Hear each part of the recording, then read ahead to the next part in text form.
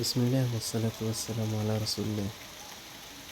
يا مطر الخير والبركة إن شاء الله شتاء السنة يجينا مزيان يا رب. اليوم قررت اني نحاول ننقص في الوزن شوية. الكرش ماشي والدز، وهذا بصراحة ما عادش يساعد. هيا سيدك نصحوني على وصفة اللي هي تحيد الكرش في مدة زمنية قصيرة. كيف ما تشوفوا قصة كرشي جات 43 سنتي، واللي هي حاجة جراف على الاخر. هاي نرجع للوصفة سيدي. تتكون الوصفة من حاجتين، ثوم ودانون طبيعي. طريقة سهلة على الاخر. فص الثوم نبرشوه في وسط الدانون كما قلنا، طبيعي الدانون ماهوش بالمنكهات. نبرشو الثوم في وسط الدانون ونخلوه يرتاح مدة ساعة قبل ما ناكلوه. من المستحسن يكون على معدة فارغة قبل الفطور هكاكا بنص ساعة.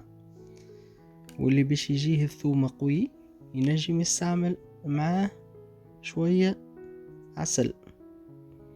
زاد من المستحسن يكون العسل طبيعي، عسل الحر المعنى طبيعي نقصد به حر. انا اخترت عسل الدغموس، هذا من اجود العسل اللي هنا في المغرب، عسل الدغموس. اللون متاعه بني غامق عطي على الاسود.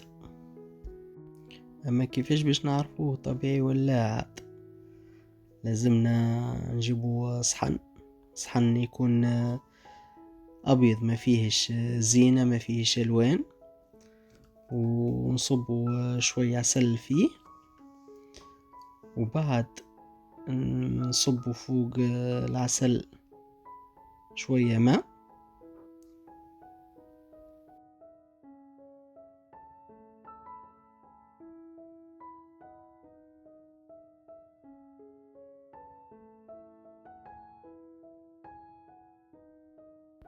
وتوا تبدأ تجربتنا. أنا ندوروا الماء والعسل ونخلوهم يتجانسوا مع بعضهم. في آخر التجربة كان العسل ظهر لنا في شكل خلية متاع نحل. راهو العسل بإذن الله طبيعي و100% حر. أما كان العسل تجانس هو والماء وما كونوش شكل الخلية، تأكد باللي هو ماهوش عسل طبيعي.